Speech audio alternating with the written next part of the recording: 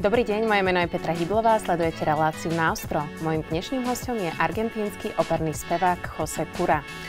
José, I can imagine that very important must be relationship in your life to be successful, to be good in your job, to be great singer. Are you or do you have a lot of good people in your business, in your family, which support you? But there's no way an artist can endure 40 years without great support. It's impossible. You know, as I said to you, is that stick that keeps the plant straight. Is you can be a great horse rider, but you still need a horse. Yeah. You know, if you undermine the work of the horse, which is the one who is taking you, then you are disrespecting the horse. And if you disrespect the horse may put you out. So it's a very, very delicate formula. Of course, in my case, I'm very lucky. As Paul Newman used to say, I don't belong to the show business because I've been married with the same woman for 40 years. You have similar, yes. Yeah, in your life. So it's apparently not very common in our business, but yes, I met my wife in 1979. Can you imagine? Oh. And we're still together and happy. So, and That's I beautiful. just became 1 month ago grandfather. So Congratulations. I'm a fresh grandfather. I'm in the other side of the... You are a young grandfather. Yeah, I'm in the other side of the moon now. Yeah, you visited so many countries, you travel around the world. Do you have some special places which you love, or do you prefer to stay at home and home is home, or do you prefer to drink wine or eat pizza at Italy when you appear often? But this is difficult to say, because when you have had the chance I had of traveling a lot, you have friends in most of places. Okay, some of them are real big friends, some of them are just okay friends, and it's good also. And so to be in their company is nice. And one of the things that we missed during the COVID time, for example, is that we were all inside our houses without being able to move, and we were just seeing each other through the computers, you know, and talking and having chats through the computer. So the human contact, it's so important today, mostly today, because the machines are helping a lot in seeing people that is so far. But sometimes we are having just phone chats with someone who is maybe in the other office. And you go, sorry, why you don't just stand up, go to the office, talk with the person and come back? Yeah. I mean, we are getting the extremes of both things. So that's something you miss. But of course, to come back to your question, when I'm home, I'm home. I live in Madrid, some kind of 10 kilometers away from the center. And in the last 24 years, because we started to live there in 99, in the last 24 years, I went to the center of Madrid, give and take 10 times. So when I'm home, I'm home. Yeah. And do you prefer Europe or USA or, I don't know, other continent? It's not a question of preference. When you are in a place, house is one thing, but home is another thing. Okay? You can have houses everywhere, but your home is just one. Is just one. And my home is my home in Madrid, of course, where all my memories are, where my kids grew up, and every room of the kids is still there. When they come to visit, they go to their rooms and they still have the pictures from when they were kids. And I mean, this is the beautiful part of life, no? You have 3 kids. Do you have, when you are working too much, do you have real free time for your family and for your kids? Well, in the past it used to be difficult, I have to say. Now not. When I turned 50, that is 10 years ago, I said to my family, okay, now we have built everything we needed. We have our house. We have finally paid the house completely. The mortgage, the loan is finished. We all have what we need, so I'm going to work much less now because I want to enjoy being with you, being home, being with my people.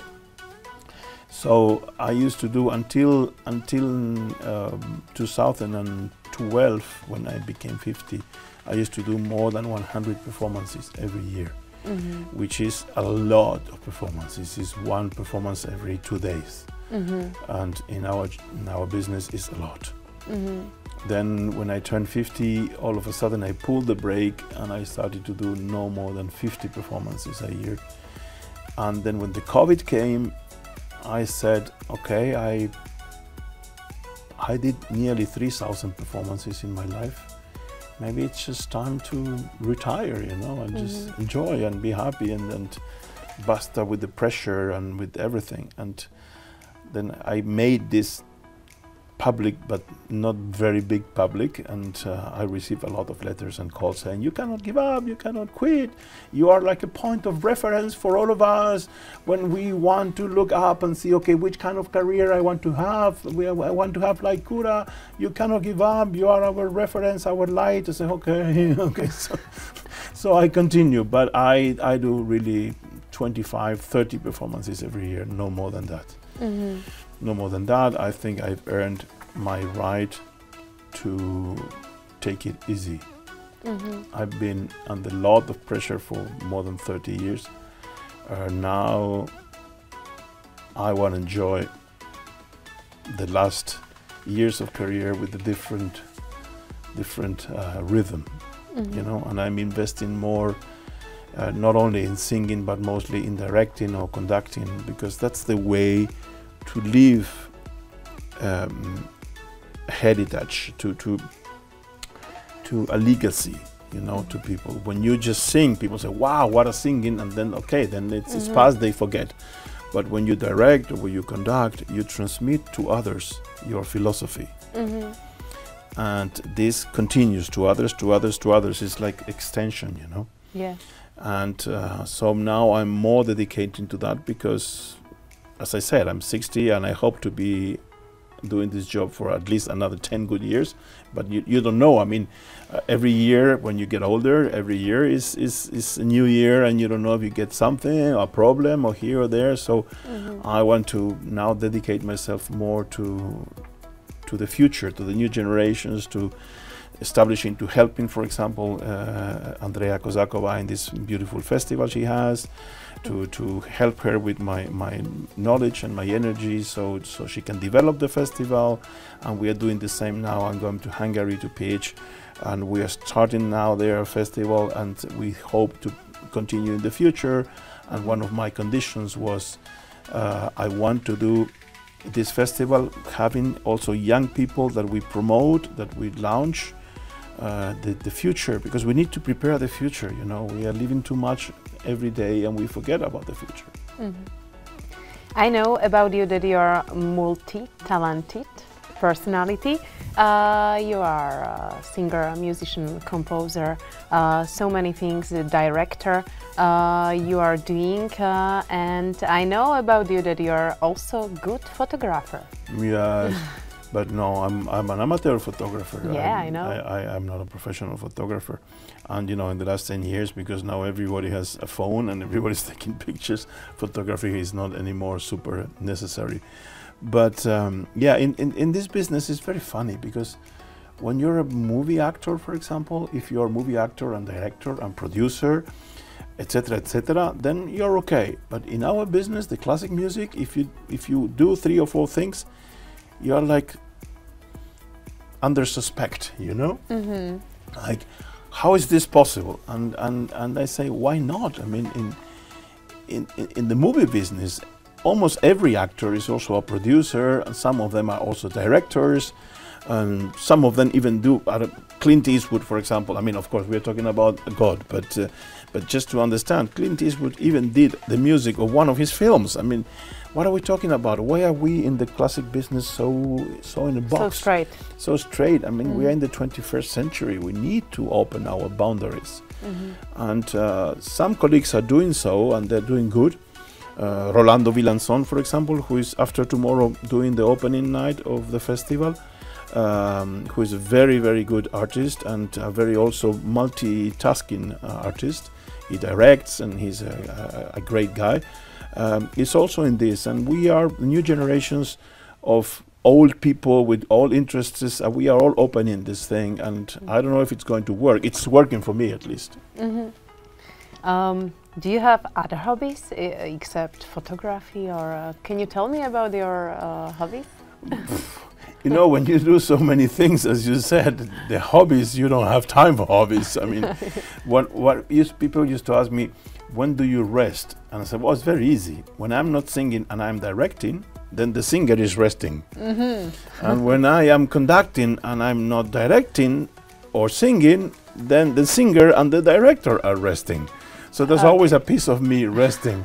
But fully resting, 100%. When you are sleeping, you have a rest. Maybe not, because my head's never stopping. I think, as my mother used to say when I was a kid, she used to say, if tomorrow there's a big storm and the roof of the house falls to the floor, you will die, but not under the roof of your own house. I understand. I have the last questions, and I usually ask people, because I think it's really important questions, what makes you happy in your life? Oof, that's a very transcendental question, and I think it's, in my case, luckily, it's a very easy answer. As I said, I have just turned 60. I became a grandfather. I have a great family. I've been married with the same woman for 40-something years. I'm healthy. I have, as far as I know, nothing wrong with me. I have had a lot of sacrifices and a lot of tough movement in my life, but in general, I have had a great life. So I cannot have any complaints. You ask me what makes me happy, but my kind of life made me happy. And what makes me on top of that happy professionally, just to bring it not to the personal life, but to the profession, is that people in the business say to me, you are an example not only of career, but of integrity. In my whole career, I never ever gave up with nothing, not with quality, not with business, nor with money, nor with nothing. I mean, with me, the formula is very easy. We sign a contract, we do a great show, we sell out the house, I take my check and I say, thank you very much, see you next time. No dirty jobs, no dirty nothing, no intrigues, nothing. And that's more than many can say after such a long career. And that also makes me not only happy, but proud. That's beautiful, I think. That was really nice words. Jose, I am absolutely glad that you are here, that we can speak together, and then we meet in Bratislava, in our studio. And I wish you a beautiful life, also your private life, your career, and I hope that you will do such a lot of things in your life. Thank you, my dear. I think I am living a privileged moment in my life, because I am putting together maturity with experience and good health. It's a very good formula, so I hope it will keep on going for many years. Thank you. Thank you.